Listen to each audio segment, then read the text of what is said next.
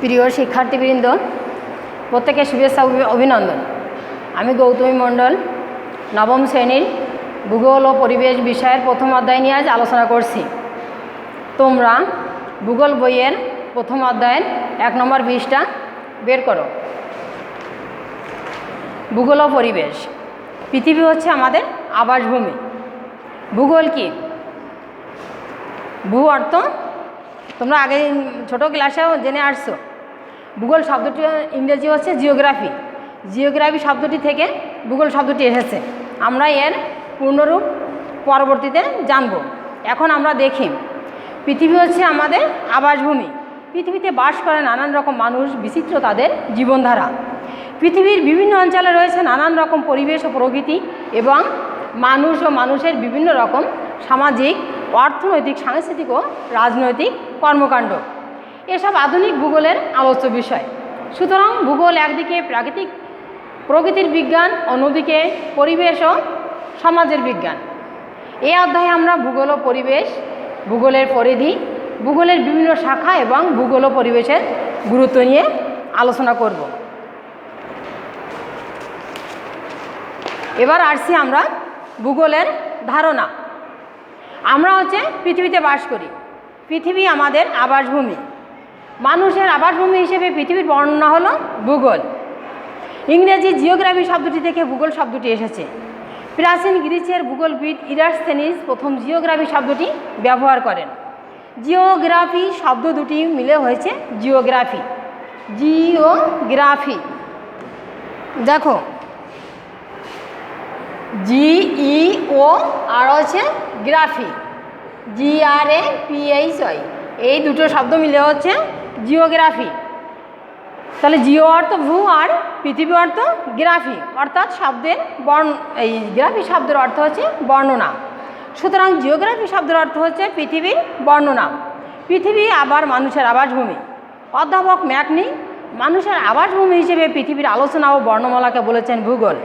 তার মতে ভৌত ও সামাজিক পরিবেশে মানুষের কর্মকাণ্ড ও জীবনধারা নিয়ে যে বিষয়ে আলোচনা করা হয় তাকেই বলে ভূগোল। তাহলে অধ্যাপক ম্যাকনি কি বলেছেন?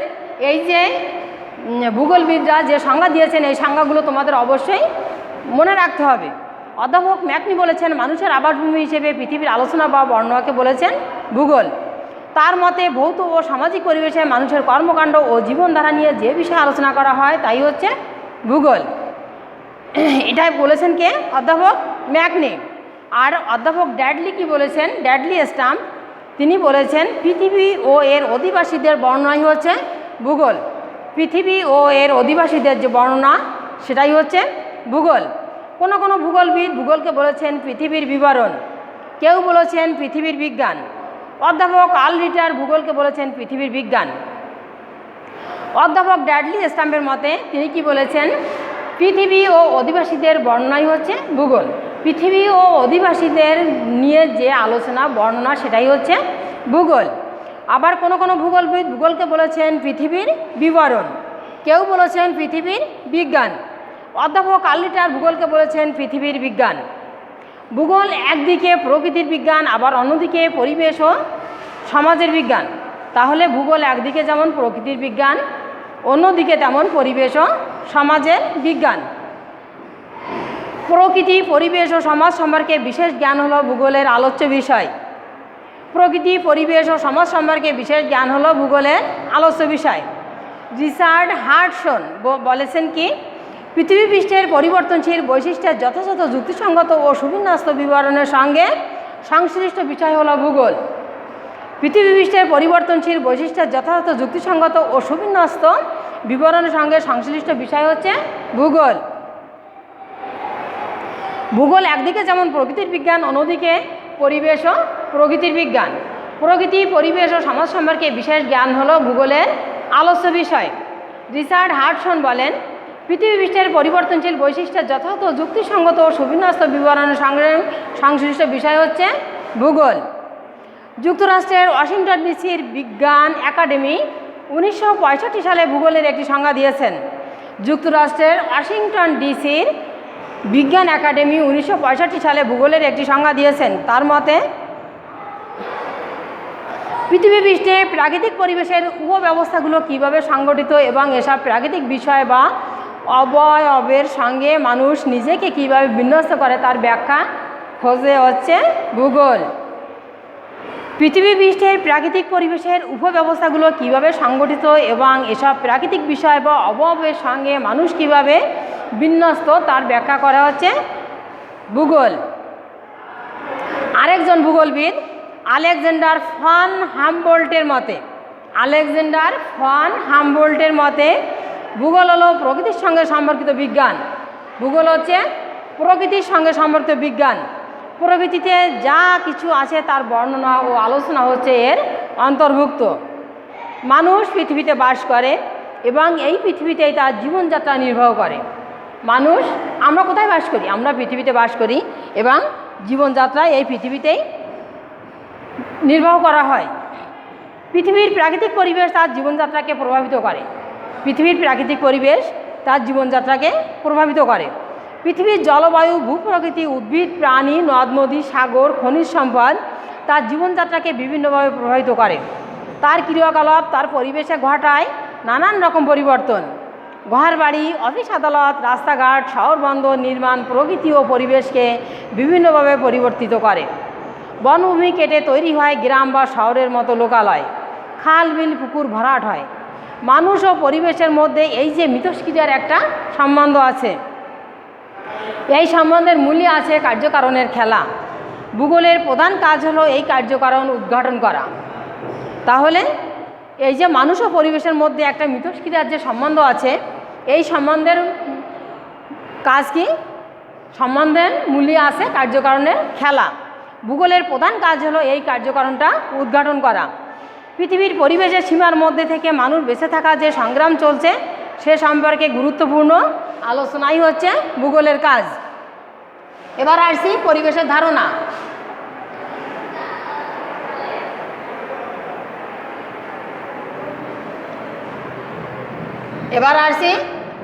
ধারণা। সম্পর্কে আলোচনা করতে।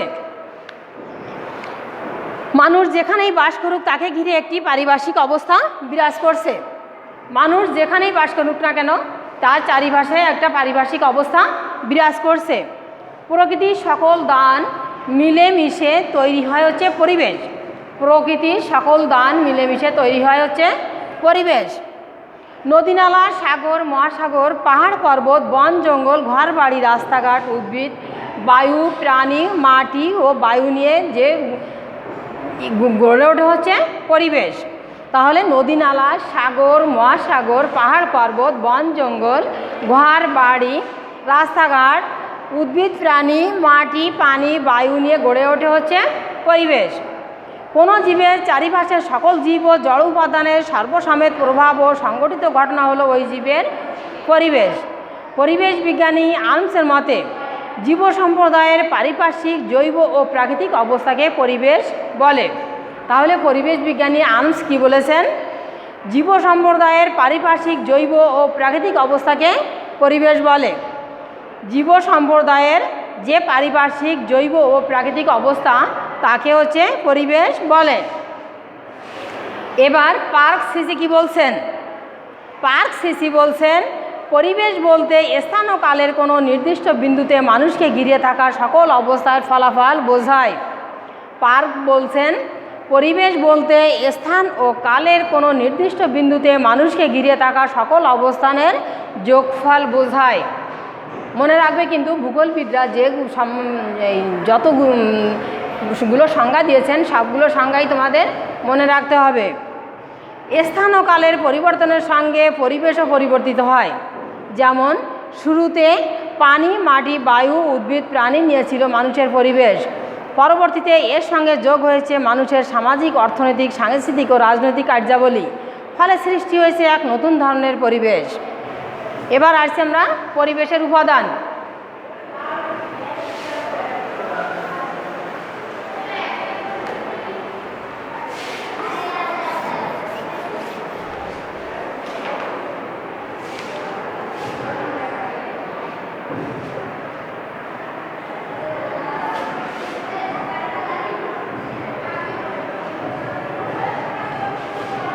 এবার আসছি পরিবেশের উপাদান।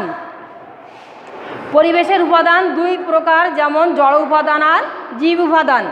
যাদের জীবন আছে, যারা খাবার খায়, যাদের বৃদ্ধি আছে, জন্ম আছে, মৃত্যু আছে, তাদেরকে আমরা জীব বলে থাকি। গাছপালা, পশু পাখি, কীটপতঙ্গ, মানুষ ও অন্যান্য প্রাণী হলো জীব। এরা পরিবেশের জীব উপাদান। জীবদের নিয়ে গড়া পরিবেশ হলো জীব পরিবেশ। মাটি, পানি, বায়ু, পাহাড়, পর্বত, নদী, সাগর, আলো, উষ্ণতা, আর্দ্রতা হলো পরিবেশের জড় উপাদান। তাহলে পরিবেশের উপাদান হচ্ছে দুই প্রকার, জড় উপাদান আর জীব উপাদান। যাদের জীবন আছে, যারা খাবার খায়, যাদের বৃদ্ধি আছে, জন্ম আছে, মৃত্যু আছে, তাদেরকে আমরা জীব বলি। আর গাছপালা, পশু পাখি, কীটপতঙ্গ, মানুষ ও অন্যান্য প্রাণী হলো জীব। এরা পরিবেশের জীব উপাদান। জীবদের নিয়ে গড়া পরিবেশ হলো জীব পরিবেশ। মাটি, পানি, বায়ু, পাহাড়, পর্বত, নদী, সাগর, আলো, উষ্ণতা, আর্দ্রতা হলো পরিবেশের জড় উপাদান। এই জড় উপাদান নিয়ে গড়া পরিবেশ হলো জড় পরিবেশ। এবার আসছি ভূগোলের পরিধি। বিজ্ঞান ও প্রযুক্তির বিকাশ, নতুন নতুন আবিষ্কার, উদ্ভাবন, চিন্তা ধারণার বিকাশ, সমাজের মূল্যবোধের পরিবর্তন ভূগোলের পরিধিকে অনেক বিস্তৃত করেছে। এখন নানান রকম বিষয় নিয়ে ভূমিরূপবিদ্যা, আবহাওয়াবিদ্যা, সমুদ্রবিদ্যা, মৃত্তিকাবিদ্যা, প্রাণীবিদ্যা, সমাজবিদ্যা, অর্থনীতি, রাজনীতি ইত্যাদি ভূগোল বিষয়ের অন্তর্ভুক্ত বিষয়। প্রাকৃতিক ভূগোল। ভূগোলের যে শাখায় ভৌত পরিবেশ ও এর মধ্যে কার্যরত বিভিন্ন প্রক্রিয়া অন্তর্ভুক্ত থাকে তাকে প্রাকৃতিক ভূগোল বলে। পৃথিবীর ভূমিরূপ, এর গঠন প্রক্রিয়া, বায়ুমণ্ডল, বায়ুমণ্ডল, জলবায়ু ইত্যাদি প্রাকৃতিক ভূগোলের আলোচ্য বিষয়। ভূগোলের যে শাখায় ভৌত পরিবেশ ও এর মধ্যে কার্যরত বিভিন্ন প্রক্রিয়া অন্তর্ভুক্ত থাকে তাকে প্রাকৃতিক ভূগোল বলে। পৃথিবীর ভূমিরূপ, এর গঠন প্রক্রিয়া, বায়ুমণ্ডল, বায়ুমণ্ডল, জলবায়ু ইত্যাদি প্রাকৃতিক ভূগোলের আলোচ্য বিষয়। এবার আসছি ভূমিরূপবিদ্যা। ভূমিরূপবিদগণ একটি গ্রহের অগ্নিভবন এবং ক্ষয়ীভবনের ভূমিরূপের পরিবর্তন সম্পর্কে আলোচনা করে।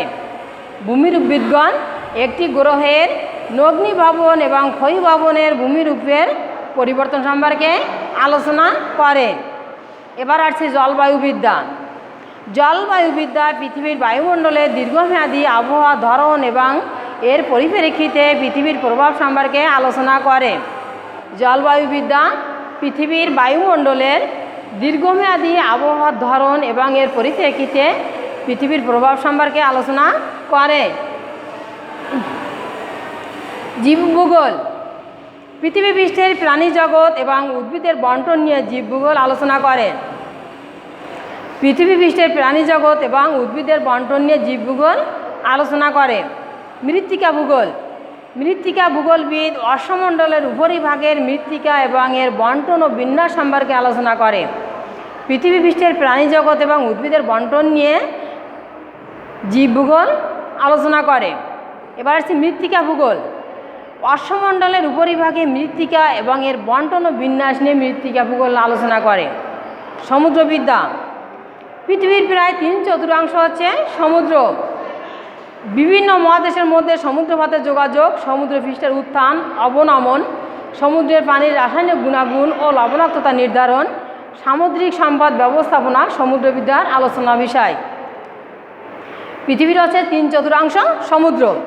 বিভিন্ন মহাদেশের মধ্যে সমুদ্রপথের যোগাযোগ, সমুদ্রপৃষ্ঠের উত্থান অবনমন, সমুদ্রের পানির রাসায়নিক গুণাগুণ ও লবণাক্ততা নির্ধারণ, সামুদ্রিক সম্পদ ব্যবস্থাপনা সমুদ্রবিদ্যার আলোচনা বিষয়। আমরা প্রথমে আলোচনা করছি প্রাকৃতিক ভূগোল নিয়ে। প্রাকৃতিক ভূগোলের ভিতরে আমরা কী কী আলোচনা করছি? ভূমিরূপবিদ্যা, জলবায়ুবিদ্যা, জীব ভূগোল, মৃত্তিকা ভূগোল আর সমুদ্রবিদ্যা। এবার আলোচনা করব মানব ভূগোল। পৃথিবীর বিভিন্ন অঞ্চলে বিভিন্ন পরিবেশে মানুষ কীভাবে বসবাস করছে, কীভাবে জীবনযাত্রা নির্বাহ করছে, কেন এভাবে জীবনযাত্রা নির্বাহ করছে, তার কার্যকারণ অনুসন্ধান হচ্ছে মানব ভূগোলের আলোচ্য বিষয়। এবার আসি অর্থনৈতিক ভূগোলে। প্রাকৃতিক ও সামাজিক পরিবেশের সঙ্গে মানিয়ে নিয়ে পৃথিবীতে বেঁচে থাকার জন্য মানুষ যেসব অর্থনৈতিক কাজ করে তা অর্থনৈতিক ভূগোলের আলোচ্য বিষয়। এসব কাজ হলো কৃষিকাজ, পশুপালন, বনজ সম্পদ, খনিজ সম্পদ সংগ্রহ, ব্যবসা বাণিজ্য পরিচালনা ইত্যাদি। এবার আসছি জনসংখ্যা ভূগোলে। জনসংখ্যা বৃদ্ধির গতি প্রকৃতি, তার কার্যকারণ, সামাজিক ও অর্থনৈতিক জীবনের উপরের প্রভাব জনসংখ্যা ভূগোলের আলোচ্য বিষয়।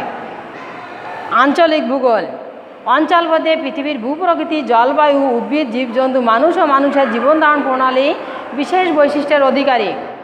আঞ্চলিক বৈশিষ্ট্য অনুসারে পৃথিবীর বিভিন্ন অঞ্চলের ভৌগোলিক বিষয়বস্তু অনুশীলন করা আঞ্চলিক ভূগোলের প্রধান বিষয়। রাজনৈতিক ভূগোল। রাজনৈতিক বিবর্তন, রাজনৈতিক বিভাগ ও পরিসীমা এবং বিভাগের মধ্যস্থিত ভৌগোলিক বিষয় রাজনৈতিক ভূগোলের প্রধান বিষয়। সংখ্যাতাত্ত্বিক ভূগোল। ভূগোলের এই যে শাখায় সংখ্যাতাত্ত্বিক কৌশল এবং মডেল ব্যবহার করে প্রমাণার্থ পরীক্ষা করা হয়। ভূগোলের এই যে সংখ্যাতাত্ত্বিক কৌশল এবং মডেল ব্যবহার করে প্রমাণার্থ পরীক্ষা করা হয়। এছাড়া সংখ্যাতাত্ত্বিক পদ্ধতি ভূগোলের অন্যান্য শাখায় ব্যবহার করা হয়। কিছু কিছু ভূগোলবিদ শুধু সংখ্যাতাত্ত্বিক পদ্ধতিতে বিশেষজ্ঞ হন। পরিবহন ভূগোল। পরিবহন ভূগোলবিদরা সরকারি বেসরকারি যাতায়াত ব্যবস্থা এবং মানুষ ও পণ্যের এক স্থান থেকে অন্য স্থানে স্থানান্তর সম্পর্কে আলোচনা করে। নগর ভূগোল। ভূগোলের এ শাখায় নগরের উৎপত্তি ও বিকাশ, নগর ও শহরের শ্রেণীবিভাগ, নগর পরিবেশ, নগরের কেন্দ্রীয় এলাকা, নগরীয় বস্তি ইত্যাদি বিষয়ে চর্চা করে থাকে। দুর্যোগ ব্যবস্থাপনা। দুর্যোগে ক্ষয়ক্ষতির পরিমাণ হ্রাস, দুর্যোগ থেকে পরিবেশ ও সমুদ্রকে রক্ষার কৌশল দুর্যোগ ব্যবস্থাপনার আলোচ্য বিষয়। তাহলে ভূগোলকে যত ভাগেই বিভক্ত করা হোক না কেন, সকল ভূগোলের সঙ্গে পরিবেশ অঙ্গাঙ্গিভাবে জড়িত, এইটা আমরা জানতে পারছি। বর্তমানে ভূগোল ও পরিবেশ সম্পর্কে সম্পৃক্ত করে পড়ানো হয়। প্রাকৃতিক ও সামাজিক উভয় পরিবেশে ভূগোল বিজ্ঞানে সমান গুরুত্ব বহন করে। তাহলে শিক্ষার্থীরা, আমার ক্লাস আজ এ পর্যন্তই। আশা করি তোমরা মোটামুটি বুঝতে পারছো। এরপর তোমরা বাসায় আর এক দুইবার যদি এইগুলো নিয়ে আলোচনা করো, এইগুলো নিয়ে যদি একটু বই মেলে পড়ার চেষ্টা করো, তাহলে আরও ভালো বুঝতে পারবে। সবাইকে ধন্যবাদ।